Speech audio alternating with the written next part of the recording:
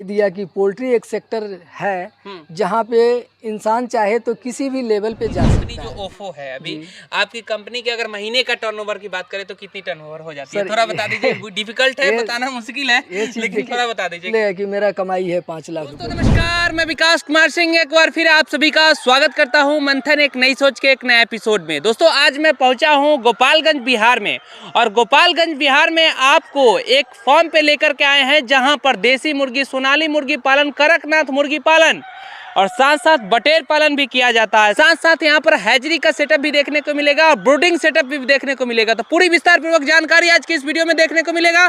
चलिए बातचीत करते हैं, यहाँ के जो किसान भाई हैं उनसे बातचीत करते हैं। और ये देख सकते हैं कि यहाँ पर सबसे पहले ये शुरुआत है इनका, और यहाँ से इनका शुरुआत होता है। ये पूरा इनका फॉर्म है और कई जगह अलग अलग इनका ये फॉर्म है।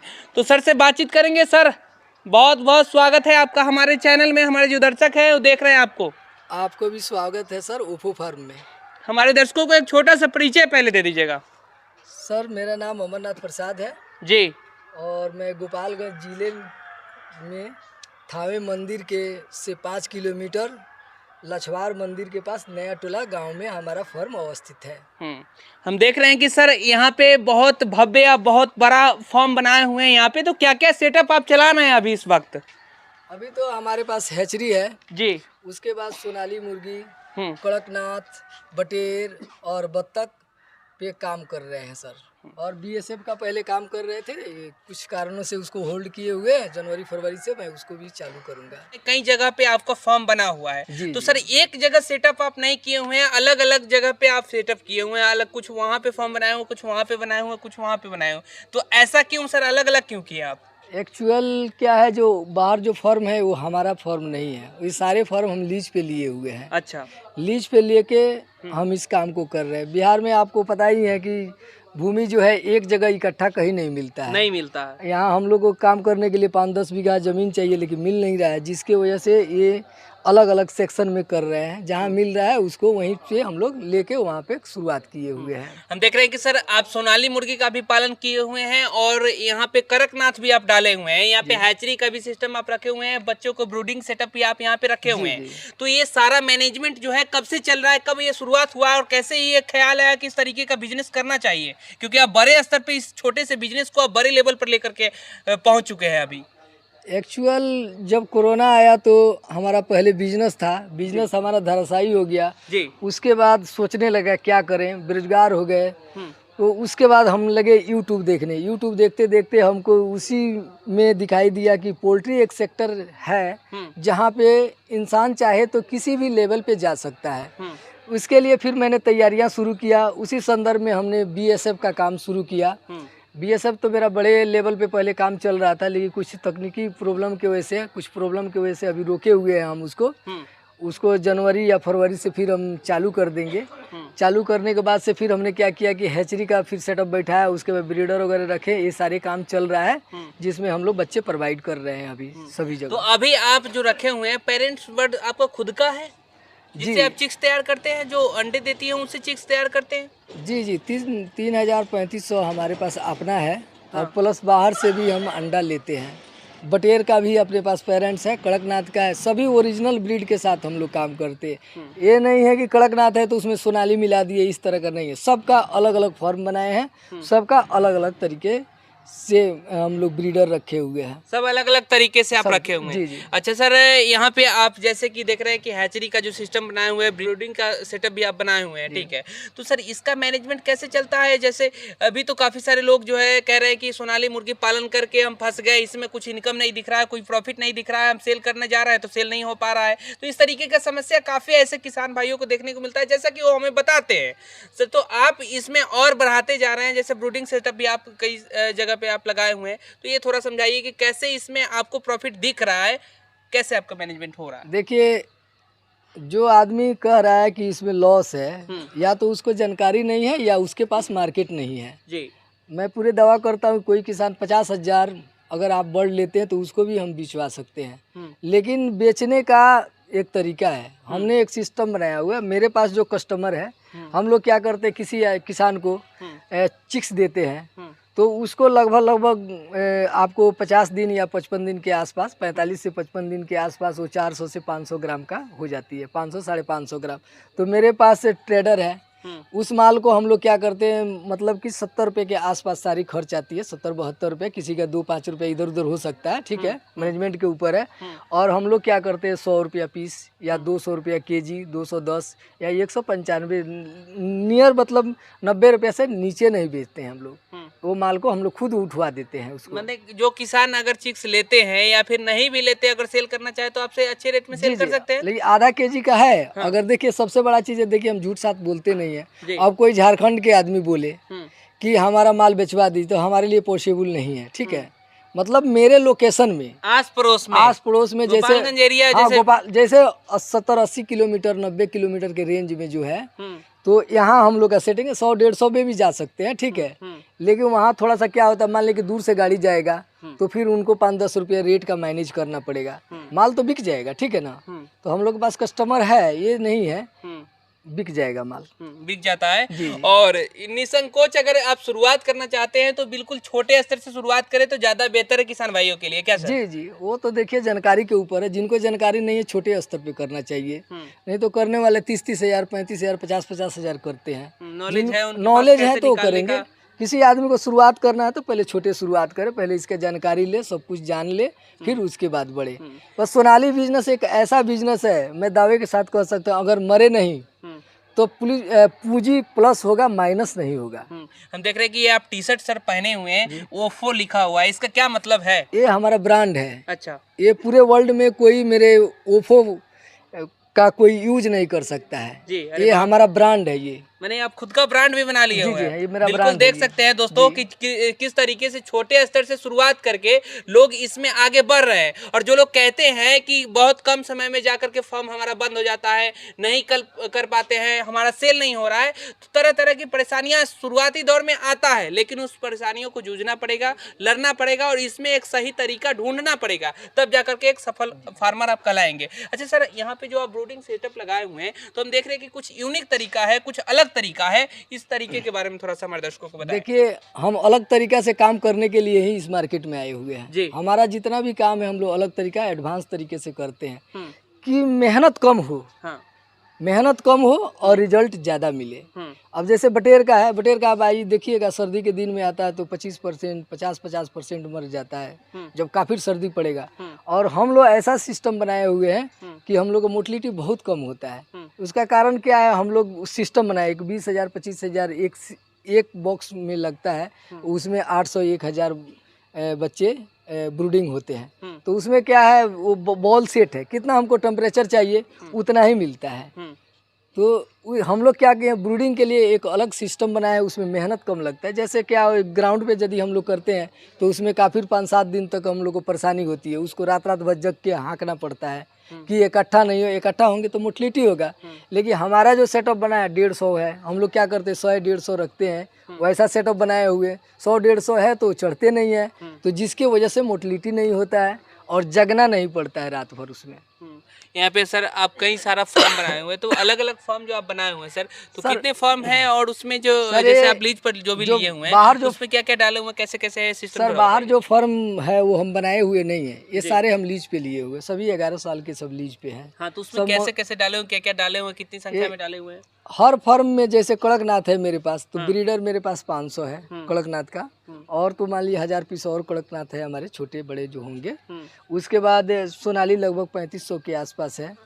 उसके बाद से बटेर लगभग 5000 के आसपास है। ये छोटा फर्म है तो हमारे पास तो कम है, लेकिन एक जगह और माल डलवाए हैं जहाँ 4000 मेरा लेयर बर्ड जहाँ वो सोनाली का रहता है। तो जो भी आपका पेरेंट्स वर्ड है उसी से आपका चिक्स तैयार होता है, जो भी अंडे जो देती हैं उससे चिक्स तैयार। आप बाहर ही नहीं लेते हैं क्या? जो लोग पालते हैं बाहर हम उन्हीं से लेते हैं, बाहर उन्हीं से लेते हैं जिनको हम खुद चिक्स डलवाते हैं। हमारे गाइडलाइन पे जो आदमी चल के उसको दवा वगैरह सारे मेंटेन करके रखते हैं, उनसे हम क्या करते हैं, एक बात कर लेते हैं, एक रेट तय हो जाता है, यानी सालों भर उनके अंडे को हम खरीदते हैं, चाहे गर्मी हो सर्दी हो या 25 रुपये बिके तो भी एक ही रेट है, चाहे 5 रुपये बिके तो एक ही रेट है। इस आपकी तरीके से। कंपनी जो ओफो है अभी, जी। आपकी कंपनी के अगर महीने का टर्नओवर की बात करें तो कितनी टर्नओवर हो जाती है? सर, थोड़ा बता दीजिए। डिफिकल्ट है, ये- बताना मुश्किल है, ये चीज़ लेकिन देखिए- थोड़ा बता दीजिए कि देखिए ये यूट्यूब पे ये सब चीज़ें बताने वाली चीज़ नहीं है। हम्म, इसमें देख जानते हैं क्या है, नए लोग क्या एक होते हैं इस जानकारी आपको के जो हम लिए सब- आप जो बता रहे हैं वो चीज़ बताइए ना। जी, देखिए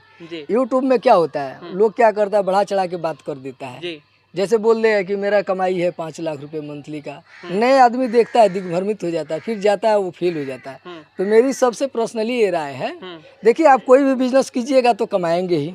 इतना बड़ा काम कर रहे हैं तो कमाने के लिए ही कर रहे हैं। तो अभी तो हम लोग लगा रहे हैं, अभी तो हम लोग करोड़ों रुपया इन्वेस्ट कर चुके हैं। अभी कितना आ रहा है कितना जा रहा है इसका हिसाब नहीं रखते हैं। अभी एक्चुअली हम लोग लगाते जा रहे हैं प्रोजेक्ट में।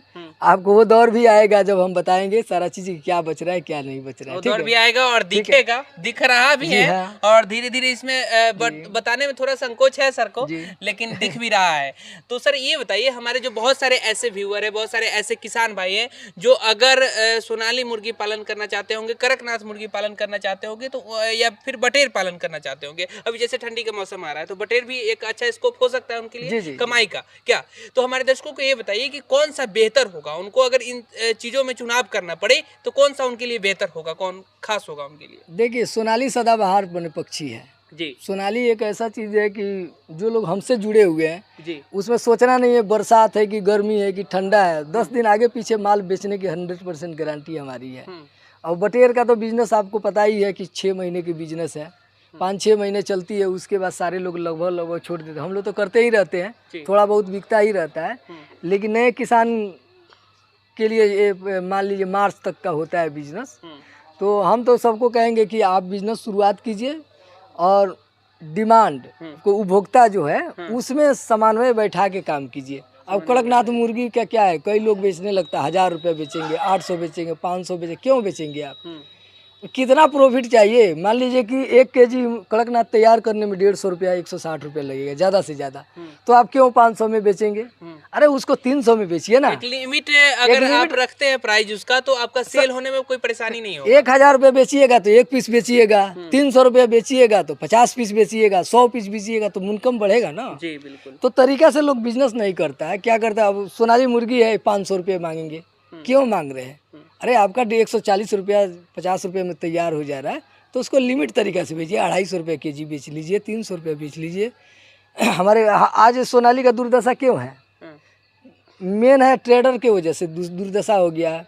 अब हम लोग से 200 रुपये केजी खरीदता है, ले जाके वो 400 रुपये केजी बेचता है। क्यों बेच रहा है? बॉयलर को जिस तरह बेचता है 40 रुपये 50 रुपये प्रॉफिट, इस तरह बेचे तो क्यों नहीं माल बिकेगा? इसलिए हमारा सुझाव है कि जो आदमी अगर सोनाली कर रहा है वो चाहे तो काउंटर लगाए। काउंटर लगा के अरे आपको 130-40 रुपये में तैयार हो, 250 रुपये बेचिए ना, नहीं बचेगा पैसा। बिजनेस के तरीका से कीजिएगा तब ना। अब सोच उनके फार्म से भी बिक जाएगा, बिक जाएगा सर, वहाँ से भी बिक जाएगा सर। प्रचार प्रसार आपके पास बगल में मार्केट हो, वहाँ बोर्ड लगाइए, बैनर लगाइए, बिकता है सर। कैसे सेल करें? जो किसान भाई अगर चाहते होंगे कि ज्यादा से ज्यादा हम सेल करें, अपने 10 किलोमीटर के 5 किलो 7-8 किलोमीटर के जितनी मार्केट है सब में अपना बोर्ड लगाए, अपना नंबर दे, प्रोवाइड करें, बिकेगा सर। सब कुछ बिकता है हम लोग, सब कुछ बिकेगा। सही बात है। और 100 पीस 50 पीस ही अगर पर डे का निकल जाएगा तो 2000-3000 वाले किसान के लिए तो कोई दिक्कत ही नहीं है, आसानी से बिक जाएगा। अच्छा सर, एक सवाल और हमारा यहाँ पे उठेगा। बहुत सारे ऐसे किसान भाई हैं जो अगर वो चाहते होंगे कि कम समय में अधिक मुनाफा कमाएं, कम समय में इसको कैसे माने करे कि वो अच्छी कमाई कर सकते हैं, तो उनके लिए अंडे पर्पज से करना बेहतर होगा या मीट पर्पज से करना बेहतर होगा? कैसे उनको प्रॉफिट ज़्यादा से ज़्यादा कमाई कर सकते हैं इस देसी पोल्ट्री फार्म से? देखिए मीट का तो हमेशा ग्राहक रहता है, मीट पर्पज से करने पे हमेशा ग्राहक रहता है। रह गया कि अंडे पर्पज से, अंडे पर्पज में क्या होता है, किसी के पास कस्टमर नहीं है, जैसे सेटिंग नहीं है अंडे लेने का, तो ज़्यादा से ज़्यादा वो क्या कमाएंगे? आपको हम लोग का छठ बिकेगा तो बिकना शुरू होगा, मतलब दिसंबर जनवरी फरवरी आते आते फिर अंडा का डिमांड कम हो जाता है। लोकल में अंडा बिक जाता है 14 रुपया 15 रुपया 12 रुपये का, तो उसमें क्या होगा 2-3 महीना तो कमा लेंगे, बाद में उनको फिर लॉस होने लगता है, माल नहीं बिकता है। लेकिन मास पर्पज से करेंगे तो उसका तो कस्टमर हमेशा है। इसलिए जिनका सेटिंग है उनको लेयर बर्ड रखना चाहिए, कहीं भी हैचरी वगैरह से सेटिंग कर लें। अगर सेटिंग है तो लेयर बर्ड रखें, और सेटिंग नहीं है तो कम मात्रा में रखें एकदम कि अभी जो जितना आप- वो बेच सकते हैं। जी, अभी जो आप हैचरी लगाए हुए हैं सर, उसमें कितना कैपेसिटी का आपका हैचरी है, कितना बर्ड उसमें आप देखिए, निकालते हैं? ये और 15 कितने दिनों का समय होता है? 15 हज़ार का 2 हमारे पास सेटअप है। जी। तो महीना में मान लीजिए 55 से 60 हज़ार का वो बन गया, राउंड फिगर में वो आ जाता है। जी। तो हम लोग 40 से 50 हज़ार अंडा महीने का लगाते हैं उसमें।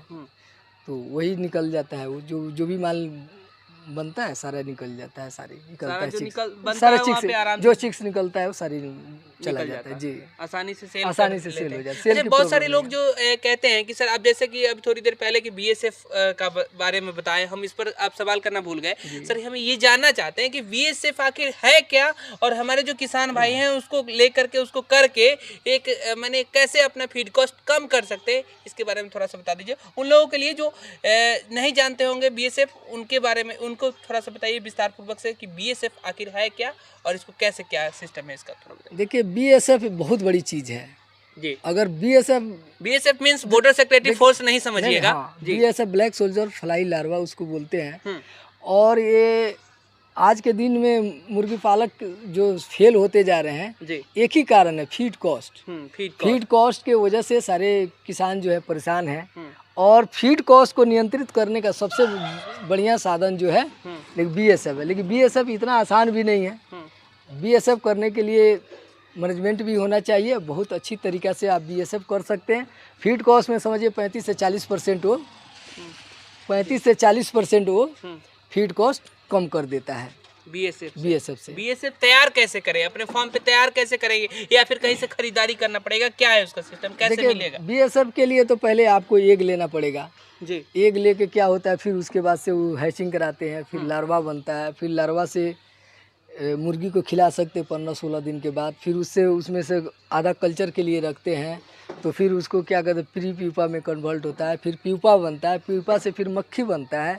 इसका पूरा प्रोसेस हम लोग तो बताते हैं, लेकिन अभी एक्चुअली क्या है थोड़ा सा हम बंद किए हुए हैं। जनवरी फरवरी से हम चालू करेंगे तो फिर आपको बुलाएंगे, उसका वीडियो बनाइएगा और किसान लोगों को भी हम लोग काफ़ी मदद करेंगे ताकि वो सीखे और बड़े पैमाने पे तो नहीं कर सकते, छोटे छोटे पैमाने पे करके इससे लाभ उठाएं। बहुत बहुत शुक्रिया सर, इतनी अच्छी जानकारी, इतनी अच्छी इन्फॉर्मेशन देने के लिए तमाम किसान भाइयों को। दोस्तों ये वीडियो, ये इन्फॉर्मेशन आपको कैसी लगी हमारे कमेंट बॉक्स में जरूर बताएं। अगर किसी भी तरीके का अगर सवाल रह गया होगा तो बेहिचक सर के नंबर पे आप बातचीत कर सकते हैं, जानकारी स्पष्ट रूप से लेकर के आप भी फार्म का शुरुआत कर सकते हैं और एक अच्छे तरीके से एक बेहतर ढंग से आप फार्म कर सकते हैं। फिर किसी और वीडियो में एक नई जानकारी के साथ, एक नए किसान के साथ मिलेंगे। जय जवान जय किसान।